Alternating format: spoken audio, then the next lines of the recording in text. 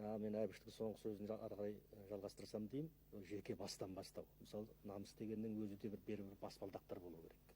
Бұл әлгі жеке адамның намысы, адамның намысы. Одан кейін бізде жасыратын ештеңе жоқ. Күні бүгінге шейін біз ана жолдары бір сұхбаттың кезінде маған осы қазақ ұлтшыл ма деген сұрақ қойғанда айтқанмын, мен ұлтшыл болу үшін алдымен ұлт болып 100% қалыптасып алу керек. Біз әлі ол деңгейге де бірде жетіп, бірде жетпей жүрген елміз. Бізде қайта біз рушылдаумыз оған қарағанда, ұлтшыл болудан көрді. Демек сол рушылдық намыс бар. Одан кейін мынау ұжымдық намыс бар. Содан кейін ең жоғарғы деңгейде тұрған мемлекеттік намыс болу керек деп сөйтіп. Сол мемлекеттік намыс мына пирамиданың ең жоғарғы жағы.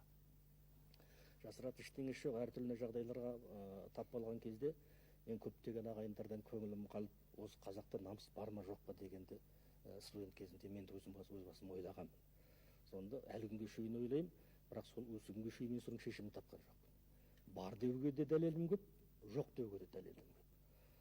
Өткен кездегі қазақтың намысы мен бүгін қазақтың намысын салыстырып отырып, мен қазақта намыс болған дегенге бір тоқтаған кездерім де болған. Өйткені ол кездің намысы қазіргіден гөрі молырақ, көбірек, пайымдырақ еді. Ал енді мына отаршылдықтың өзінің бір қасиеті, сол алдымен біздің бойымыздағы намысты бірте-бірте сол қан сорғандай қылып сол намысымызды сорып алдау деген бір өзімнің күдігім бар. Мынау 20-шы ғасырда әкелген көп сөздердің біреуі хобби деген сөз ғой, халықаралық сөз. Сол жастау кезімде, бұдан бірнеше жыл бұрын мен мынау әлем халықтарының мақал мәтелдерін жинап, соларды өзімше дәптеріме аударып, әлсін-әлсін қарап жүрген кездерім болды. Сонда бір таңғалатын нәрсе, осы намыс жөнінде ең көп айтқан қазақ екен. Тіпті намыс жөнінде бір мақал мәтелін кездестірмегенде менің мысалы халықтарым бар. Сонда мысалы қарапайым, мысалы өлімнен ұят күшті деген мақалдан бастап, ит тойған жеріне, ер туған жеріне, ерді намыс өлтіреді, қоянды қамыс өлтіреді. Я болмаса басқа елде сұлтан болғанша өз еліңде ұлтан бол.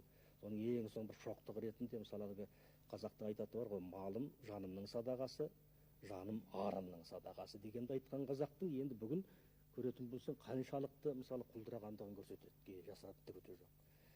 Жалпы халықты сынау үшін халықтың перзенті болуың керек қой. Басқа халық айтқанда көңіліңе келеді.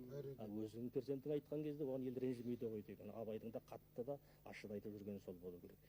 Ал енді жаңағы өзгергендігіміз соншалық, жаңағы менің өзім таңғалып отқан бүкіл қазақ жақсы көретін мақалдың малым жанымның садағасы, жаным арымның садағасы дегенді мен бір рет әзілдеп отырып жалғастырдым. Малым жанымның садағасы, жаным арымның садағасы, арым мансабымның садағасы.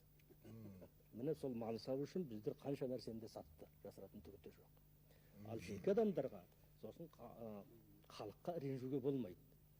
Бұл үлкен нәрсе. Мысалы, маған осы бұндай нәрселерде кейде мысал алған кейде ұтымдырақ болады.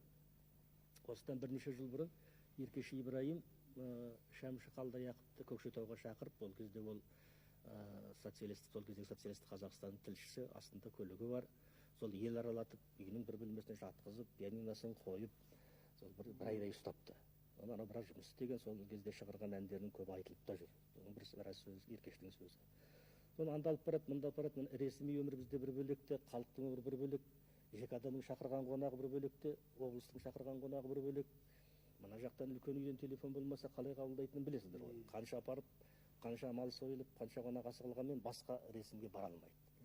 Сол кезде бір қарапайым адам бір кездесудің кезінде тұрып шығып сөйлеп, айналайын Шәмші, біз сені жақсы көреміз, сенің әндеріңді жақсы көреміз. Бұл тегін жер емес, бұл да әннің ту тіккен жері, Біржан болған, ақын сері болған, үкілі Ыбырай болған. Енді әлгі сені тұлпардың басы деп кім айтар, мен Толыбай сыншының баласы деп кім айтар деген заман мынау.